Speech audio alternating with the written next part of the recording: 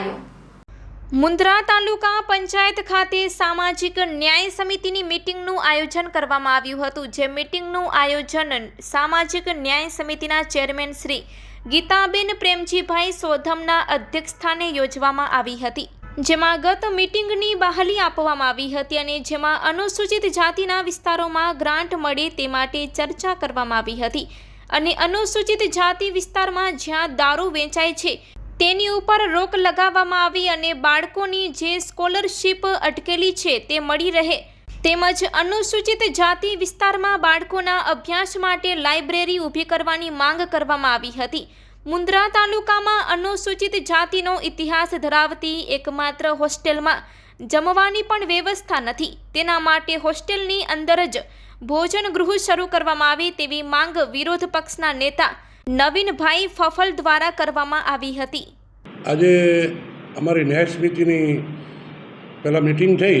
ગત મિટિંગને બહાલી અમારા ચેરમેન ગીતાબેન પ્રેમજી સોધમ સાથે હું ન્યાય સમિતિનો સદસ્ય છું।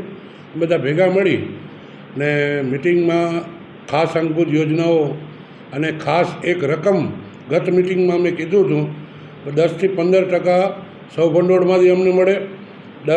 બધા આયોજનમાંથી પણ અમારા સમાજને પર્ટિક્યુલર ચેરમેન સાહેબની મંજૂરીથી જ ગ્રાન્ટો મળે એવી એક રકમનો ગત ફેરે લાભ મળ્યો હતો। એનામાં કામો જે લીધા એની વિસ્તૃત ચર્ચા કરી અને અમારા જે વિસ્તારોમાં અત્યારે દુઃખ સાથે કહેવું પડે, આમ તો આખા કચ્છની હાલત એ છે કે દારૂ એક દૂષણ અને જેમ માણસને કપડો પહેરવાની જરૂરિયાત છે ને એમાં જરૂરિયાત થઈ ગઈ એવા વિસ્તારોમાં પાણીની જેમ દારૂ ને એનામાં વેચવાવાળા બીજા પણ પીવાવાળા અમારા સમાજના ક્યાંક ને ક્યાંક ઘરના મોભી હણાઈ જાય રહ્યા। એટલે અમે પોલીસ અહીંયા આવ્યા હતા, બોલાવ્યા હતા ને પોલીસના ઓથોરાઇઝ પર્સનને જાણ કરી કે અમારા વિસ્તારોમાં પેટ્રોલિંગ વધારો। અમારા વિસ્તારો જે અનુસૂચિત જાતિ વિસ્તારને લાગુ પડતા હોય એ અમારી ફરજમાં આવે છે। અમે તો બધાનું કંઈ બધા સમાજમાંથી દારૂ નીકળવું જોઈએ। પણ ન્યાય સમિતિના અધ્યક્ષ અમારા બેન શ્રી ગીતાબેન એમની એક ફરજ પણ થાય છે કે અમારા વિસ્તારમાં પેટ્રોલિંગ વધે, પોલીસ ત્યાં જઈ બીજી રીતે કનડગત થાય છે એને તો અમે કંટ્રોલ કરીએ ને, પણ દારૂમાં અમે ક્યાંય બાંધછોડ કરવા તૈયાર નથી। અમારા સમાજના પિતાઓ તો એમને પકડો, એને જેલમાં નાખો તો એના ઘરના વ્યક્તિઓને જે તકલીફ છે એનામાં શાંતિ મળે એમને। અને અમારા વિસ્તારોમાં જે કામો થાય છે, આમ તો જોવા જાઓ તો સરકાર બણગા ફૂંકે છે કે ભાઈ અનુસૂચિત જાતિના છોકરાઓની સ્કોલરશીપ પણ આજ દિવસ સુધી અટકેલી પડી છે।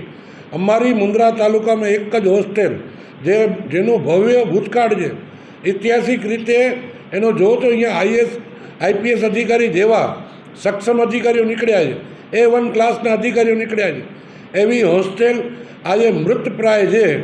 ત્યાં જમવાની પણ વ્યવસ્થા નથી। એ સમાજ કલ્યાણના અધિકારી અહીંયા હતા, એમના કને રજૂઆત કરી।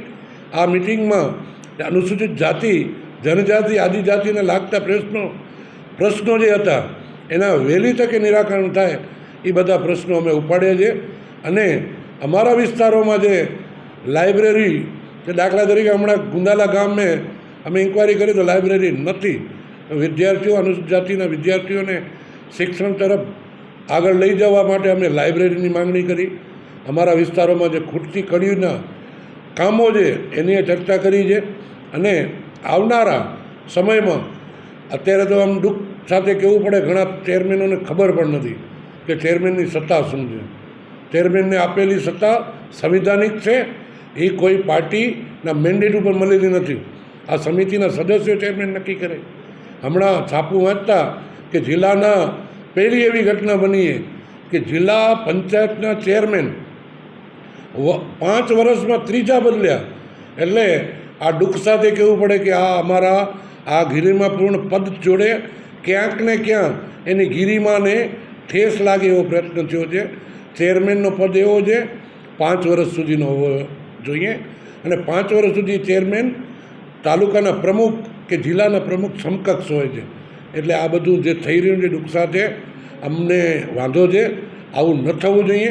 અને આજની મિટિંગમાં અમે આ SC સમુદાય માટેના ઘણા બધા જે પ્રશ્નો ઉકેલ્યા હતા એના ઉકેલ માટેના પ્રયત્નો કર્યા છે।